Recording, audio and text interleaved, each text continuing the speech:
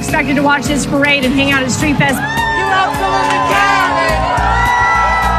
A lot of people showed up today, and the atmosphere was certainly electric.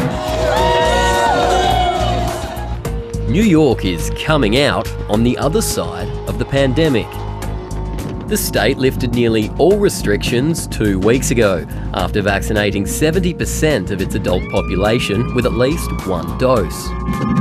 It is the national goal, and we hit it ahead of schedule. No mandated mask wearing for the vaccinated, no social distancing or capacity limits, and no more lockdowns.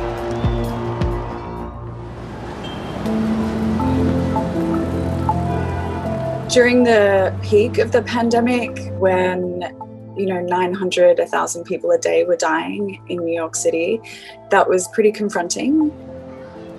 It's such a refreshing feeling coming into summer thinking that life is just going to be okay again. The state of New York has recorded more than 50,000 deaths due to COVID. But for Lauren Tudor, an Australian living in Manhattan, the city is now the place to be. While it was awful what we went through, it was over within a year, it was pretty much over. There's definitely reassurance that they're not going to lock down the city.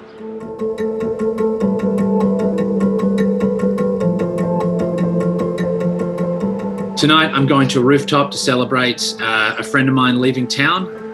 The reality is that COVID doesn't feel like an active threat at the moment. It feels pretty much like it used to before the pandemic, which is pretty extraordinary.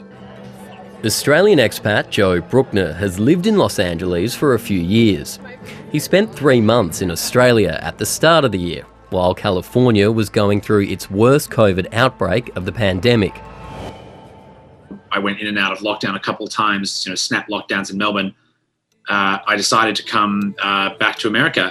I think America was possibly the worst place to be in 2020, but so far in 2021, it might be one of the places with the most freedom and opportunity because there's enough vaccines for everyone.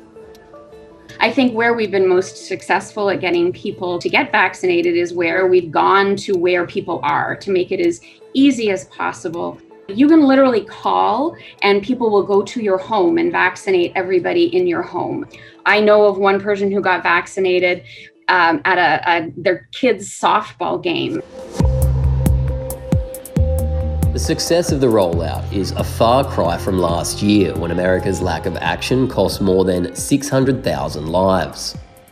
It really shakes your belief that America is somewhere that shares your values when that's the case. 1 out of every 529 Americans is now dead of a disease that we could prevent pretty well with a 25-cent mask and that we can almost entirely prevent with a vaccine. You realize the stunning toll that COVID-19 has taken in the US. Why don't you show us the protocol?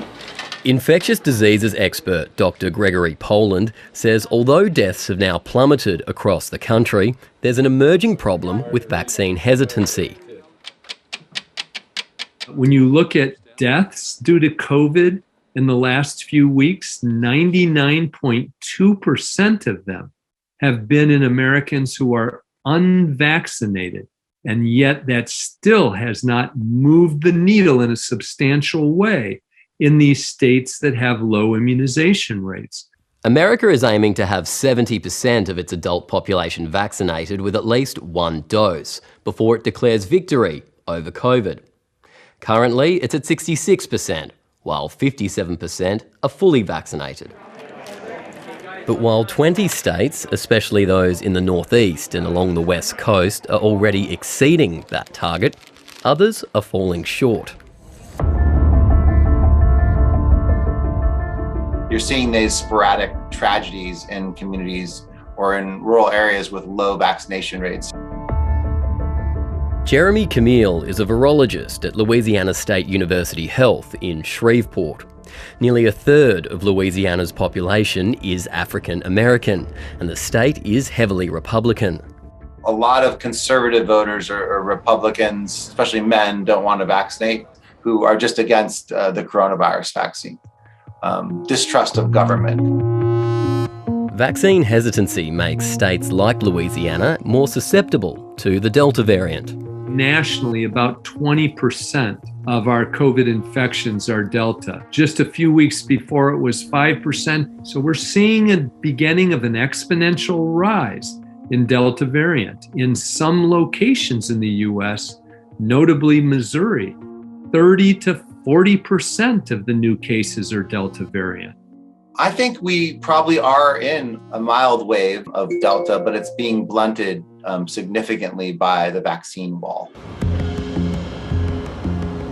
I'm 7.5 months pregnant, so it's been a wild ride.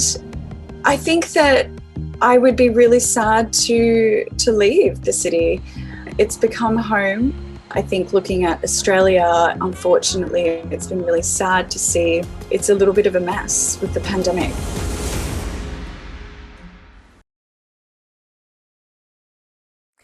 Hi, I'm Lee Sales. Thanks for watching this story. If you'd like to watch more of 730's stories, they are on the left of your screen. And tap on the button below to subscribe and get the latest from ABC News.